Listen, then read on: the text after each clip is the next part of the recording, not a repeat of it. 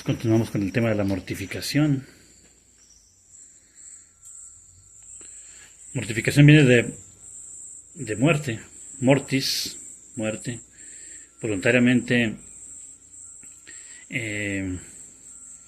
sacrificar la carne, crucificarla, para que el espíritu viva, ¿no? Entonces, ¿cómo mortificar la memoria? Toda la memoria es una facultad que tenemos para recibir ideas, impresiones externas, producidas en el alma por los sentidos, para después volver a presentar las mismas cosas a la mente en el futuro. Si es como un molino la mente, entonces utiliza todo lo que la memoria nos da, sea bueno o malo. Por eso es que es necesario mortificarla, restringiendo lo que entra allí y no reproduciendo, pues poniendo en la memoria cosas inútiles, peligrosas o que dañen.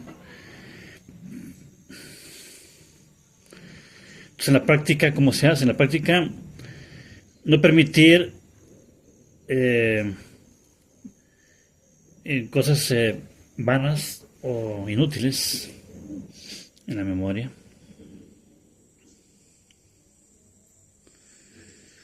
No construir castillos en el aire. No pensar en honores, en riquezas, lo que pudo haber sido nuestro, lo que olvidamos del mundo, lo que dejamos, lo que abandonamos, o cosas mundanas. Nuestro padre San Benito dice en la Santa Regla que no es bueno de ninguna manera acordarse o hablar de lo que uno vio en el mundo, ¿no? O lo que uno aprendió del mundo. Tampoco recordar los pecados de la vida pasada, después de haberlos confesado ya, excepto de una manera general, para mantenerlos humildes. Pero es muy imprudente recordar los detalles de los pecados que cometimos. Gran imprudencia. Uno solamente recuerda que uno fue pecador y que uno es ingrato y uno merece castigo, merece ser el último, y eso es bueno, buenísimo, para el dolor de los pecados. Pero no acordarse de los detalles, es importante.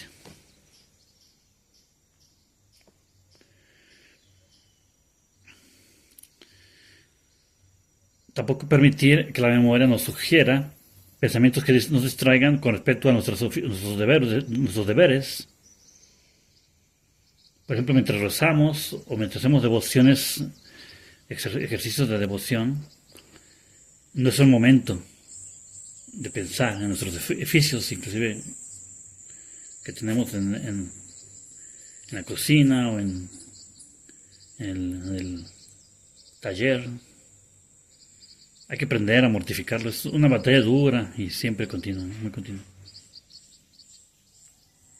Tampoco recordar por la memoria las injurias que hemos recibido de otros. Es un ejercicio muy duro, pero importantísimo para la paz, la armonía, la caridad. Pues Jesucristo dijo, ¿no?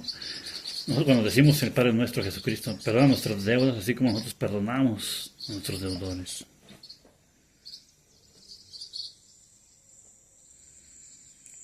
Jesucristo dijo que no se volverá a acordar de nuestros pecados, pero claro, la condición es que nosotros tampoco nos acordemos de los pecados de los hermanos, de las hermanas.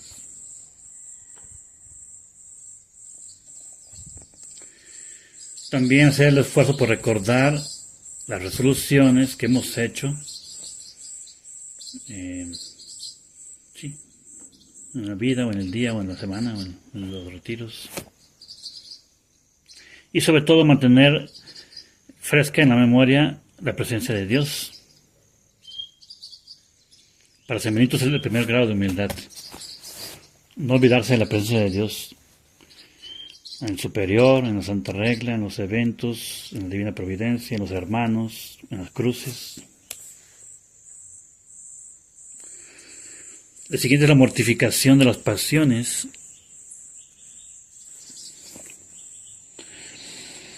Entonces una pasión es una inclinación fuerte hacia alguna cosa o una aversión, una repulsión hacia algo también. Esas son las pasiones. Y es desordenada cuando nos acerca a cosas que son malas o cuando nos retira de cosas que son buenas.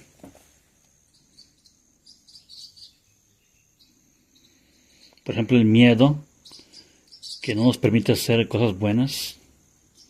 Eso es también una pasión que hay que mortificar.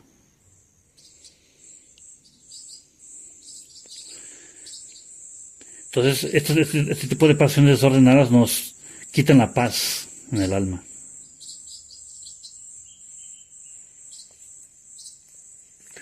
Nos hacen inestables en la práctica del bien, sofocan la virtud y nos hacen precipitar en muchos pecados. Pues hay que mortificarlas por la razón y la gracia.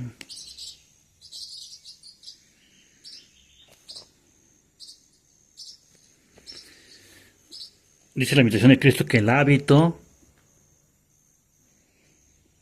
o la vida religiosa no ayuda mucho si no hay un cambio de la manera de hacer las cosas y si no hay mortificación de las pasiones.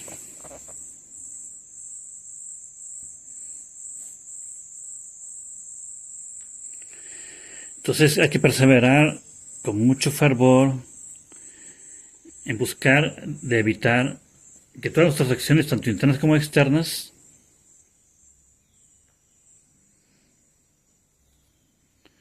busquen el mal o quieran evitar el bien.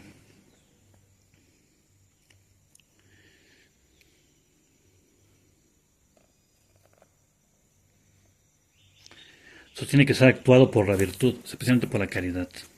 La caridad debe ser el motor, ¿no? El amor de Dios.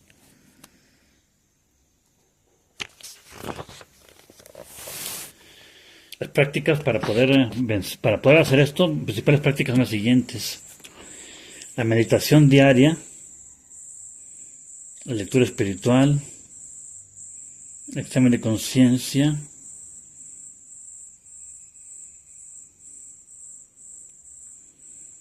hecho de manera fiel y consciente,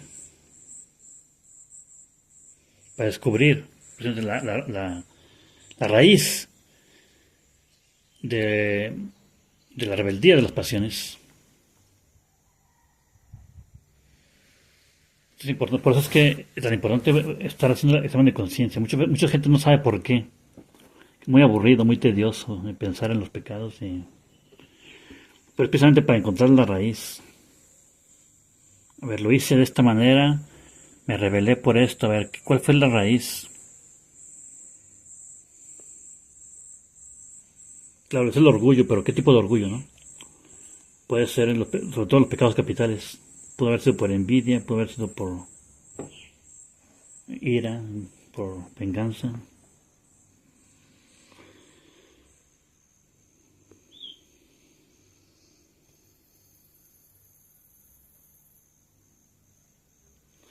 También, durante el día, ejercitar aquellas virtudes que se oponen directamente a las pasiones que nos cuestan trabajo, ¿no? Si acuérdense que en la vida espiritual uno intenta siempre enfocarse a una virtud y atacar un defecto. Ese es el enfoque del examen de conciencia particular del mediodía. ¿Cuánto esfuerzo puse precisamente en fomentar esta virtud? ¿Y cuánto esfuerzo puse en combatir este vicio? ¿Qué me faltó? ¿Por qué no lo hice? ¿Qué excusas puse?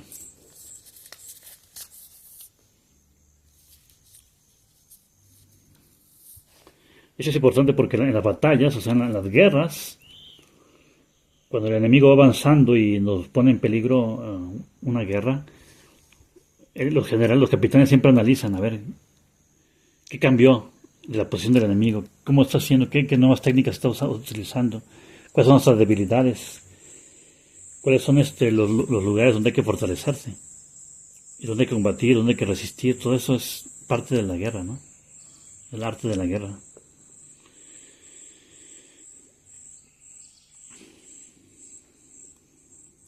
También hay que revisar las ocasiones y peligros de pecado para evitarlas.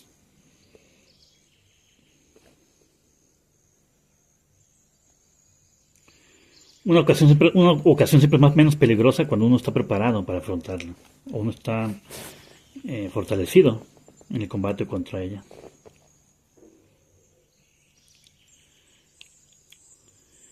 Resistir instantáneamente. No permitir que avance la enfermedad o que eche raíces el vicio.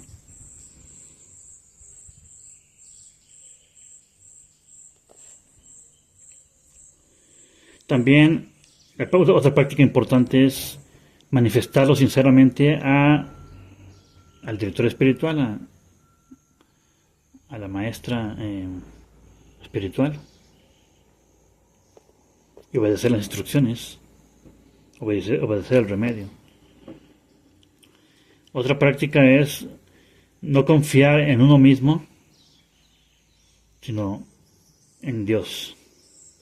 Con la oración humilde, pidiendo la intercesión de los santos, la Virgen Santísima, constantemente. Bueno, una de las oraciones de los monjes que más les ha gustado en el transcurso de los años ha sido Deus in aiutorium meo intende. Dios, ayúdame, ven rápido a ayudarme. Señor, no te apresúrate. Ayúdame, Señor, ayúdame. Ahora, rápido, rápido. Y eso, digamos, durante el día, muchas veces en el día. Esa era la ejaculatoria favorita de los monjes.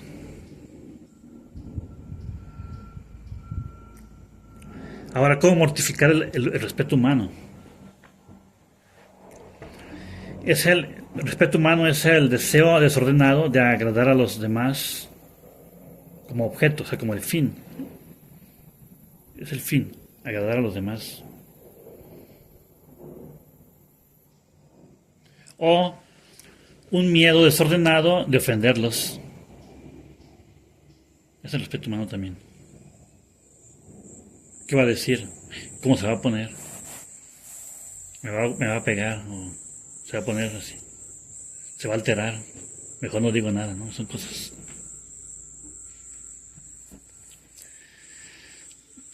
La tendencia va a ser que hagamos o que omitamos muchas cosas para ganar el favor o para evadir esa situación.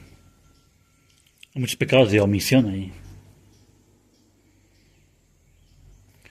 Es una hija del orgullo también, porque eso es amar la estima y también es odiar ser despreciado. Uno quiere una paz a toda costa, no quiere pasar por esa desagradable situación de que se enoje. Se va a enojar, voy a ver su cara enojada y no, eso es una tortura, mejor no digo nada, mejor no hago nada.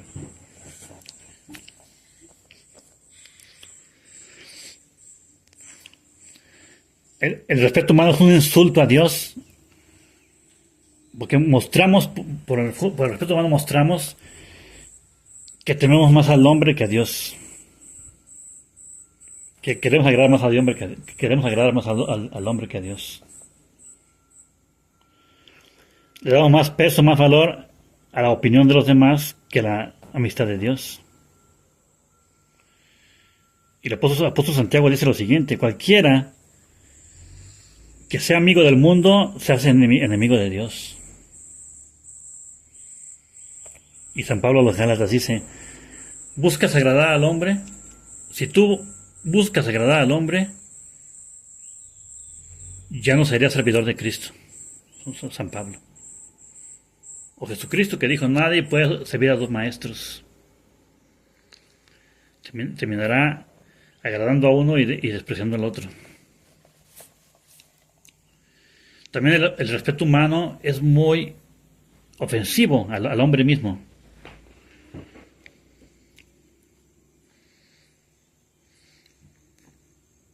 Por ejemplo, un religioso que está infectado con este problema es capaz de romper todas las reglas de la disciplina porque está avergonzada de ser buena o porque tiene miedo, ¿sí?, al desprecio, a la cruz o a las burlas de las hermanas. Dice el libro de los Proverbios, dice: aquel que teme al hombre rápidamente caerá. Proverbios 29-25.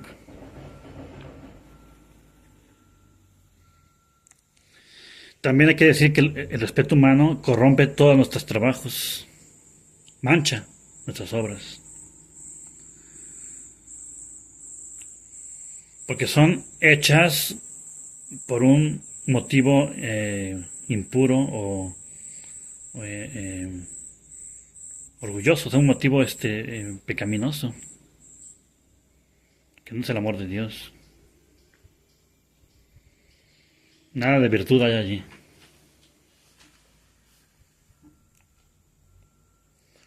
El hombre que actúa por respeto humano es como una caña que es movida por el viento.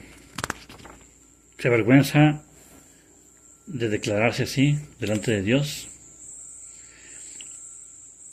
Sí, es como cuando Jesucristo dijo: el que se avergüenza delante de mí, de los hombres, el que se avergüenza de mí delante de los hombres, yo me avergonzaré de él delante de mi Padre Celestial. Son palabras de Cristo.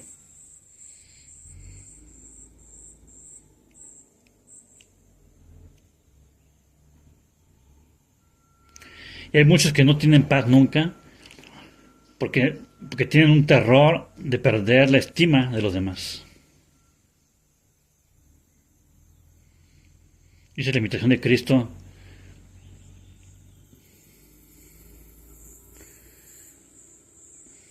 que aquel que no codicia el agradar al hombre, o sea, la opinión del hombre, lo que diga el hombre de uno, aquel que no codicia eso y no teme desagradar al hombre, tendrá mucha paz. O sea, en la práctica, 5 prácticas para mejorar nuestra mortificación del respeto humano. Mirar solamente a Dios y no darle importancia, no investigar lo que los demás, e inclusive los superiores, piensen de nosotros, no importa.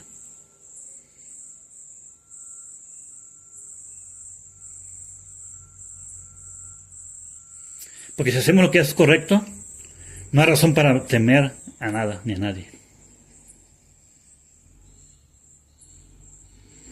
Segunda práctica: que no nos disturben los sarcasmos, las críticas, las murmuraciones, los ataques de los demás.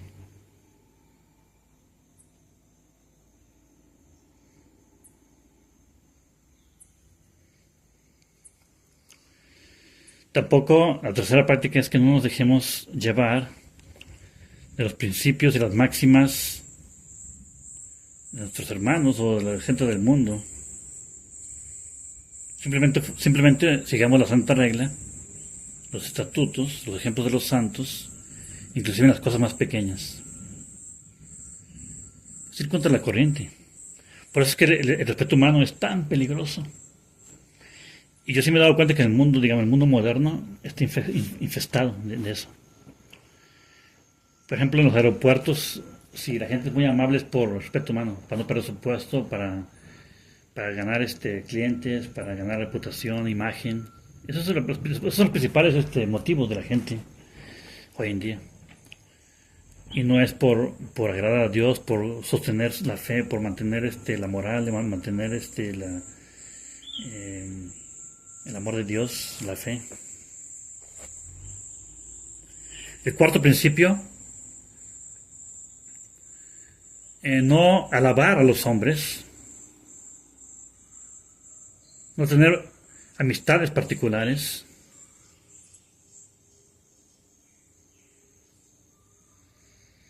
y no buscar ser servidor de nadie por dinero, digo, ser sí, comprar gente por dinero, ¿no? Es como mamar los honores, buscar el favoritismo de las personas o del superior. Eso hay mucho de eso, mucho, mucho. Pues Jesucristo prohibió la acepción de personas. Dice San Benito que hay que escoger a los pobres, a los humildes, a los caritativos, hay que preferirlos a los demás. Pero sabemos muy bien por experiencia que el mundo prefiere los ricos, los sabios, los que pueden aportar algo. Y por último, ayuda mucho la práctica de la humildad. Porque al humilde no le importa la poca opinión que tengan de uno. ¿Sí?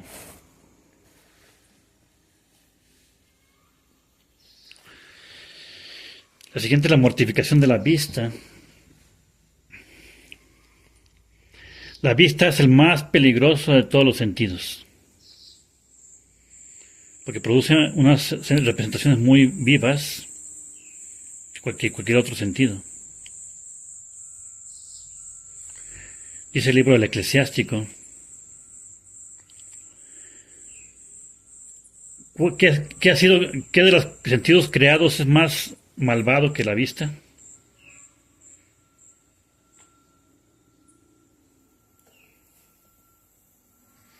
Inclusive quedan guardados en la memoria lo que hemos visto, ¿no? Hace muchos años. Y llegan a ser fuentes de tentaciones después de muchos años inclusive.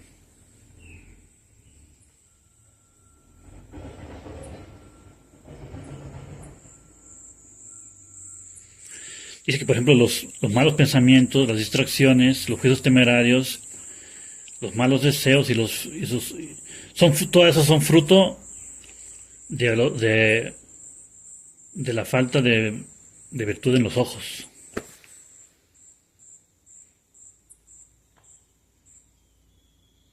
Muy grave, todo esto, muy grave. Mucha gente no piensa que mucha gente no sabe pensar en esto.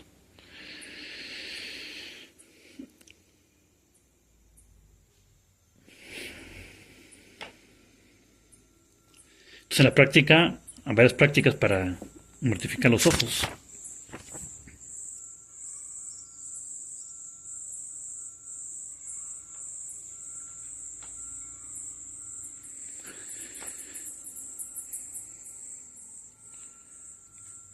Bueno, mirar a las personas, ¿no? Sí, con mucha modestia.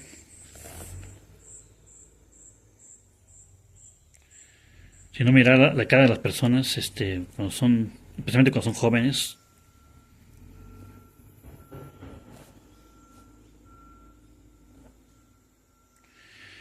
No mirar de manera especial a los ricos.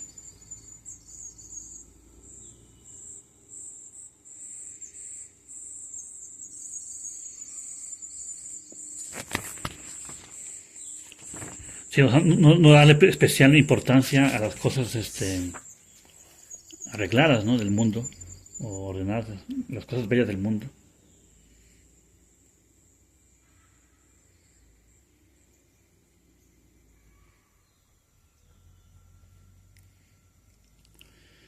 No mirar con detenimiento, eh, digamos, por ejemplo, niños bonitos, chiquitos, tiernitos, ¿no?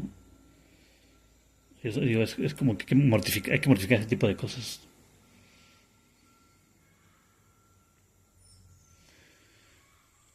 Por eso hay que guardar los ojos en el coro, en la iglesia, cuando caminamos, donde quiera que estemos.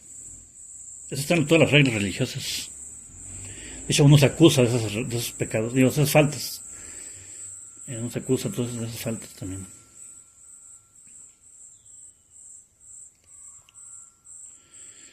También quitar la mirada de cosas que aunque no son pecados o no son peligrosas, son inocentes, pero sentimos una atracción, un impulso muy fuerte sobre esas cosas, entonces hay que mortificarlas. Aunque no sea malo. Es que precisamente es cuestión, la virtud es cuestión del punto medio, ¿no? Buscar los excesos.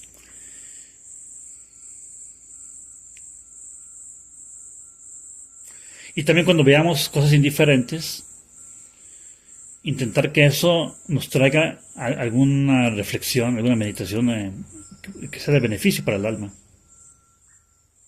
Por ejemplo, cuando vemos algo bello de la naturaleza, decir, ah, qué bello, Dios es muy bello. O sea, saltar de una obra, de algo natural, hacia Dios. Por eso las obras de arte, por ejemplo, permitidas por la Iglesia, son aquellas que edifican y nos llevan hacia Dios. Pero un verdadero artista hace una obra de tal manera que esa obra lleva hacia Dios. Pero por ejemplo, un artista mundano hace que las obras se queden ahí. O sea, que los ojos de los hombres, la admiración de los hombres, se queden en la obra de arte en sí misma. Y por eso los artistas católicos siempre ponían anónimos, no ponían su nombre. Porque el propósito no era ellos, que no se fijaran en ellos. Que no les dieran honor a ellos mismos, sino a Dios, ¿no? De hecho, eso está detrás, digamos, el arte, por ejemplo, de cómo hacer iglesias, la arquitectura, la música, el canto. No es para que me vean, es para que se eleven a Dios la gente. Inclusive en la manera de vestir, o sea, las personas cuando se visten tienen que pensar cómo vestirse de tal manera que cuando la gente los vea, la gente se eleve hacia Dios. Eso la gente no piensa ya, eso ya no ven. Sí, no. Esa es la manera de vestirse de la vanidad, ¿no? La gente que tiene vanidad, casi todos. Me voy a vestir de tal manera que pues agrade a los demás, que los apantalle, que brille mi persona, mi cuerpo, lo que sea. Grave, muy grave. Es la pérdida de la fe, ¿no? También entonces el sentido del oído.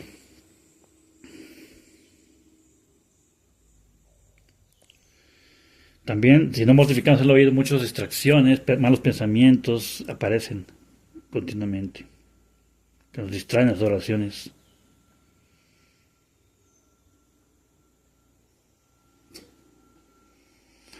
Por ejemplo, hay muchos que escuchan cosas y pecan de complicidad con el chisme, por ejemplo, porque no mortificaron el oído. Entonces, escuchan un chisme o noticias que tienen que ver con chismes y ponen atención en el oído. Y después lo cuentan, ahí comparten el pecado de detracción, o sea, de contar cosas que no tienen nada que ver con su deber de Estado, ni con el bien común, ni con la caridad. Entonces, eso es falta de mortificación del oído. Por eso dice en el libro del Eclesiástico, pone tus oídos espinas para que no escuches la lengua del malvado. Pues San Benito también dice en su regla, nadie se presuma de decir a los hermanos nada de lo que ha visto o escuchado fuera del monasterio. Porque mucho mal es consecuencia de ese tipo de acciones, ¿no? de la lengua.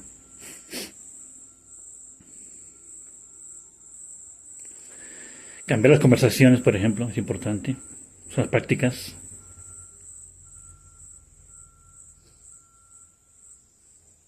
O por lo menos mostrar que que no nos gusta lo que están hablando, mostrar que no estamos de acuerdo.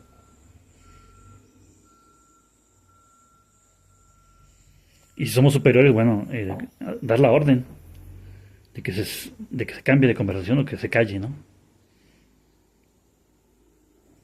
Nunca escuchar las lenguas que hablan mal de los demás.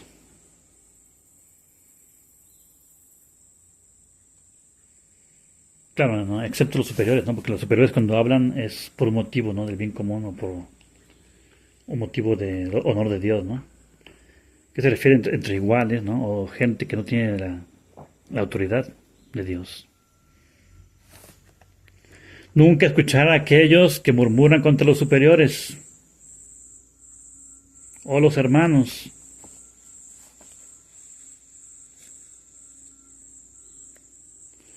Tampoco escuchar cuando otros están hablando en secreto entre ellos. Y si quiere preguntar, oye, ¿de qué hablan?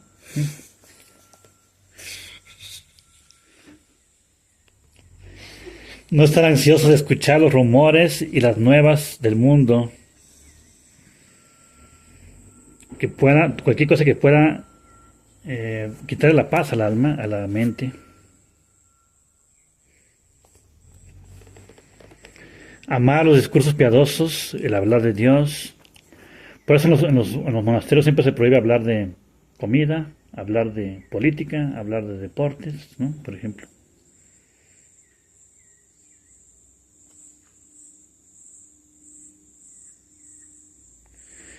Sí, amar, escuchar, poder escuchar exhortaciones, admoniciones, correcciones. Por ejemplo, los malos religiosos escuchan las admoniciones con impaciencia, las critican, las consideran como inútiles, ¿no? Unas palabras lo que es la mortificación del gusto. Entre más le damos comodidad o gusto a nuestro cuerpo, más rebelde se hace.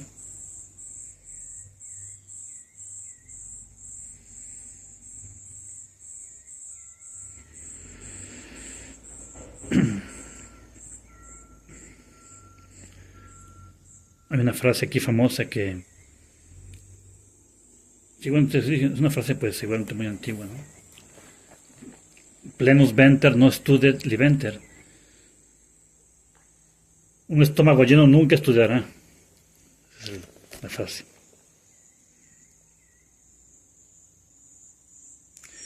Hay que tener una moderación en cuanto a la cantidad, la indiferencia en cuanto a la calidad.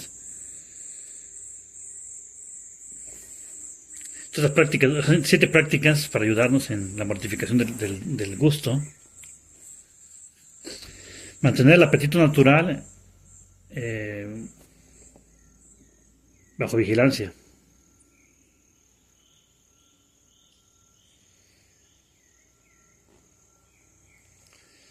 Nuestras intenciones santas, espirituales, tienen que estar por encima de nuestras inclinaciones físicas, ¿no? De gustos físicos, materiales.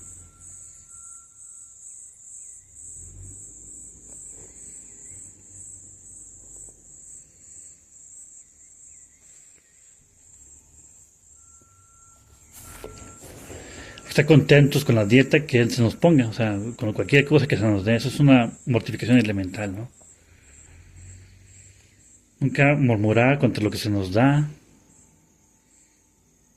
y menos con señales, dice San Benito, ni siquiera con gestos, dar a entender lo que pensamos o lo que nos gusta o lo que no nos gusta. Básicamente imitar a los demás, ¿no? A los mayores y la santa regla, ¿no? Por ejemplo, no comer entre comidas, sin necesidad, sin permiso, no mantener cosas de comida escondidas en la celda, debajo de la cama, debajo del colchón. Observar las buenas maneras, buena educación, especialmente cuando uno come con gente del mundo. y poner atención a lo que se lee durante la comida, ¿no? Son prácticas que ayudan a mortificar el sentido del gusto.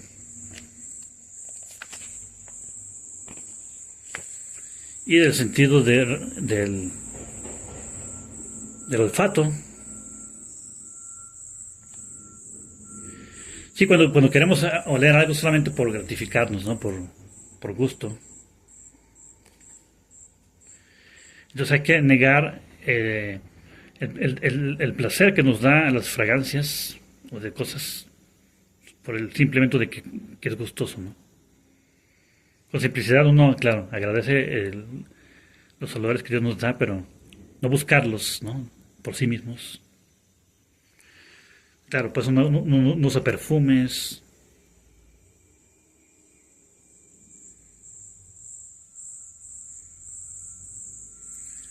no usa cosas aromáticas en el cuarto, todo eso, ¿no?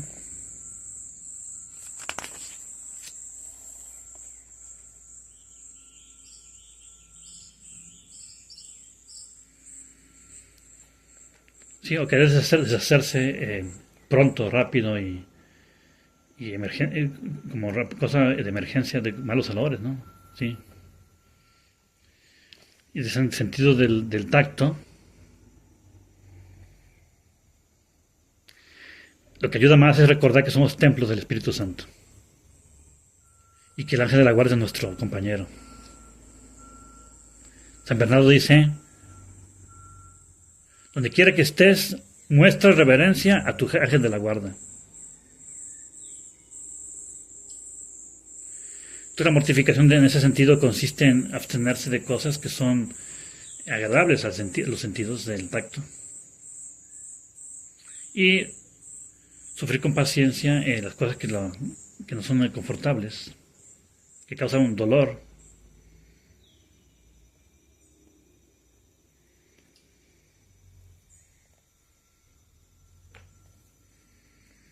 Por eso las posturas, cómo caminar, cómo sentarse, eso se nos enseña, ¿no? Se nos enseña desde chiquitos y en los monasterios también. Pues uno tiene que, con mucha paciencia, soportar el frío, el calor, la lluvia, la enfermedad.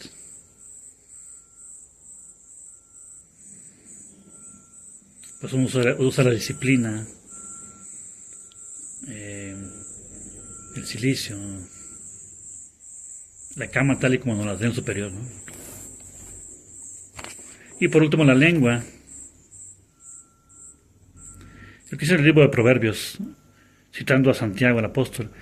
Si algún hombre piensa que es religioso, pero no refrena su lengua, se está engañando en su corazón y no es religiosa esa persona. La lengua, dice el libro de Proverbios, es como fuego, un mundo de iniquidad. La lengua está colocada como entre nuestros miembros, como aquel que mancha todo nuestro cuerpo, lo rebaja y pone fuego, la fuego del infierno, sobre nuestro cuerpo, nuestra vida. Todo ha sido domado en el mundo de la creación. Las bestias, las serpientes, los animales. Pero lo más difícil de domar es la lengua. Donde hay un veneno mortal. Dice San Santiago el apóstol.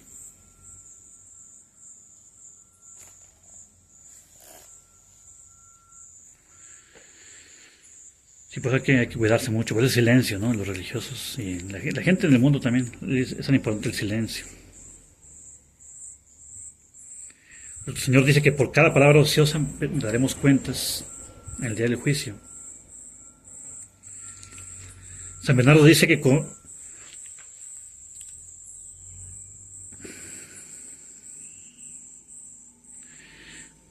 dice San Bernardo, dice, entre los hombres una broma es una broma, pero en la boca de un sacerdote o de un religioso, esos son blasfemias. Palabras de San Bernardo. Porque habéis consagrado vuestros labios al Evangelio. Y para abrir los labios para tales cosas no es permitido, no es permisible. Y menos acostumbrarse a tales cosas. Eso es sacrilegio, dice San Bernardo, ¿no?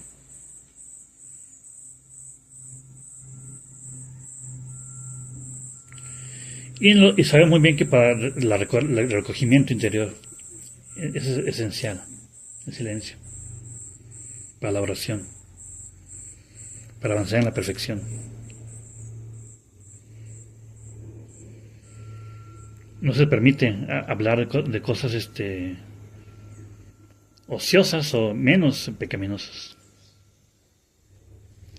Y si se 7 prácticas: no hablar de manera impulsiva y repentina, que es cuando nos dejamos llevar de las pasiones, las ocurrencias, ¿no? Antes de entrar en una conversación, hacer la intención, la resolución de no decir nada que sea ofensivo para Dios o los hombres, y pedir la gracia de intervenir o de hablar bien como Dios quiere. También no hablar en lugares que son prohibidos, es una mortificación, en tiempos que no son los que están permitidos, o con personas que no tenemos permitido hablar.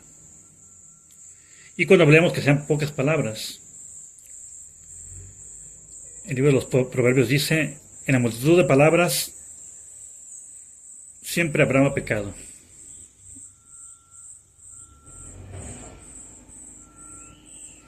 Nunca decir algo que pueda causar divisiones, que pueda ofender la autoridad o violar la caridad fraterna.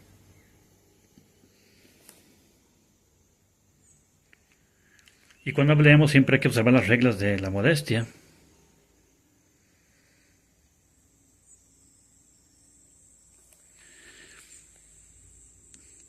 Y dice San Benito, y aquí nos recomienda también el autor, dice, refrenarse inclusive de hablar de cosas buenas. Porque dice el Salmo 38. Dice, yo era como un asno y fui humillado y me mantuve en silencio aún de decir cosas buenas. Creo que San Benito, dice San Benito de que por amor y por respeto al silencio, por amor y respeto a la presencia de Dios, uno tiene que abstenerse inclusive de hablar de cosas buenas. Sí, muchas veces, porque es más importante la humildad, el temor de Dios, que lo que yo tengo que decir. Entonces aquí terminamos con la mortificación.